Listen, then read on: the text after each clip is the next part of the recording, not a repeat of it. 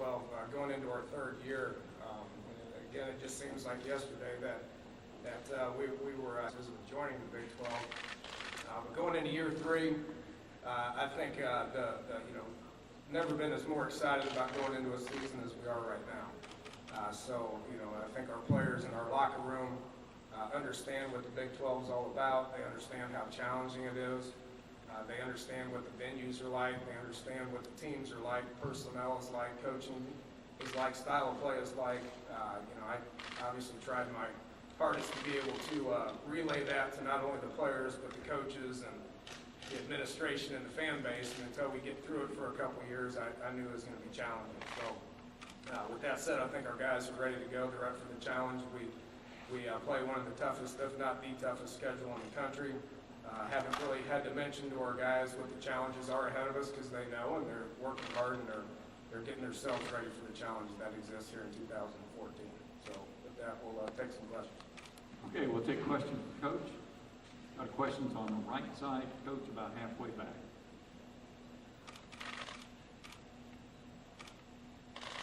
Good morning, Coach. Ben Kirchhoff from Bleacher Report. I was wondering if you could give an update on how the process is going of building depth on the defensive side of the ball. A lot of injuries on that side last year. It seemed like it really kind of ran out of fumes toward the end of the year.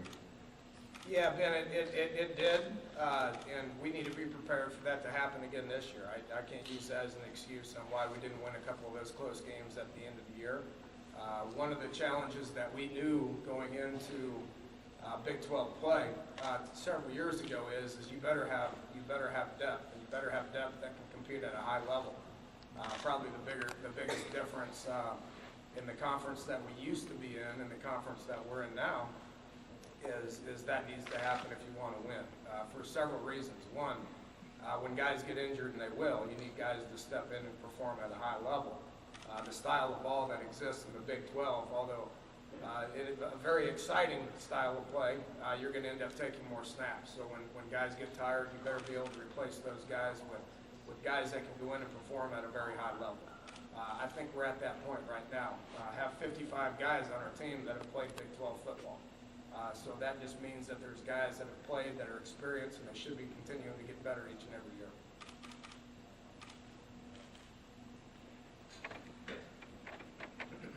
Questions for Coach? I caught him unawares, Coach.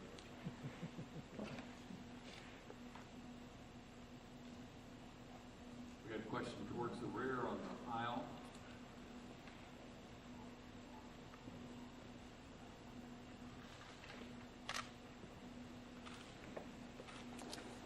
From the Virginia Post, Coach. You only had Trickett healthy for about 3 quarters last season, and obviously put together a pretty good game against Oklahoma State. What are you expecting out of him this year, and how do you go about keeping him healthy and on the field? Yeah, good question, Ed. You know, when Clint's been around football his whole life. I think it starts with his father, Rick, who's a tremendous offensive line coach at Florida State. Played 3 good high school years at North Florida Christian, and played at a high level down there in a pretty good football situation. Backed up E.J. Manuel, backed up Jameis Winston there for several years, and been around a lot of football. He joined our team in August, and although he possesses a tremendous amount of knowledge when it comes to the game of football, he possessed zero knowledge when it came to our offense. So it took him a while to be able to understand that. When I finally felt like he was ready to go, put him in there against Oklahoma State, had a tremendous game, got hurt, and was never the same the rest of the year. So, you fast forward a year later, August going into his senior year, a year later, not only does he possess the knowledge that it takes to be successful in the game of football, he understands the knowledge that needs to exist when it comes to our team. He's been out there working with our guys all summer. There's a rapport that needs to exist with him and the receivers in order to be successful. They need to understand each and every one of their little nuances when it comes to being able to get open in sign language and a nod here and a cut off there, and all that's starting to exist right now with him and the rest of the guys. So I think all that's going to take care of itself. Well, I named him the starter a couple weeks ago. One, he was healthy, he looks good, he's 100%. Arm strength is awesome. His body weight is good. That's going to take care of itself. The leadership aspect of it is something that we were missing. You know, I was looking out there, and not only we had a bunch of guys coming back that had played a lot of football, but there wasn't any leadership that was present at the quarterback spot, at the skill spot. He'll be able to take that. He'll be able to take that to another level. People follow him. He understands what it takes to be successful. He needs to stay healthy. I think that's obviously the biggest thing. And right now we're talking to him on how the specific things that he can do to be able to protect himself, which is what every quarterback needs to do out there. Got a question on the outside left. Dana Barry Trammell with the Oklahoman. After your Orange Bowl victory over Clemson, coming into the league, tons of excitement around West Virginia football. 2 years later, how important is it to rekindle that excitement after the 2 seasons you've had? Well, you know, the days of rolling through the Big East and being able to play in a BCS game are long gone. We're not thinking about that anymore. Although that was fun and that was a huge moment in West Virginia University, it's a whole different ball game right now. You know, and one of the things that has happened in the Big 12 over the last 2 years, we have not been dominant in the Big 12, obviously. I don't know how many teams have been dominant in the Big 12. Parity is upon us. You better be ready to go each and every week. You know, you take Baylor last year, tremendous season. Art has done a great job. You know, in 2012, they were in a pretty bad place about mid-season. Now, they got it together towards the end of the season, but they weren't in a very good place then. They stuck with it and they went. We've been competitive. You know, this past year we lost we were in 3 overtime games. We lost fourth quarter leads, won a couple of close games. Each and every game pretty much was competitive, and we need to stay the course, continue to develop our talent, continue to recruit better, and then when we're in those games, hopefully we can put a season together that everybody will be proud of. I have a question on the right rear. Larry Vaughn, Pittsburgh Tribune Review. Question on your running game. How are you? I'm here. Sorry.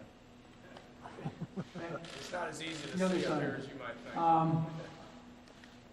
How do you expect your running game to be with Charles Sims gone? Well, Charles was a great player for us. You know, he was one of those guys that came in and was a first-year starter for us. With that said, played a lot of ball and had a great year.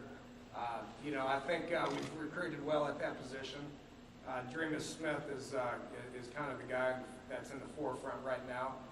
Did have 500-600 yards last year. Had the same amount of yards per carry as Charles did. Just didn't get the touches because Charles was a little ahead of him. You take some guy. You know, we've got some other guys that have started some games, and Dustin Garrison and Andrew Bowie. Those guys have led our team in rushing the previous 2 seasons. You know, Russell Shell's had a great offseason. He's played a lot of ball. He started at Pitt as a true freshman, looks phenomenal. So, got a lot of guys that can do a lot of different things. You know, that running back spot needs to be versatile, needs to be able to do a lot of different things. I feel like we've got a lot of guys that can do that. On your left side, Coach, over here on your left side, about 2 miles back. Suzanne Halliburton with the Austin American Citizen. Dana, you're kind of known for your spread offenses going across the country. Do you actually recruit defensive guys to defend your type of offense, or what's your basic philosophy on defensive guys? And I know that I'd asked Paul Rose, and he said that he recruits more defensive backs, and maybe the linebacker numbers and defensive linemen go down. Well, you know, when you're playing in the Big 12, you're gonna have to defend the pass, and you're gonna have to be able to do it quickly. I think everybody understands the style of play that exists in the Big 12, and we're no different.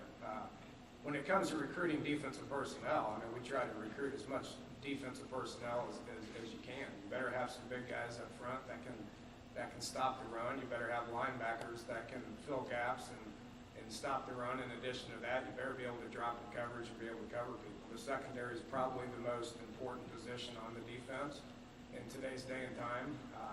We need pass rush.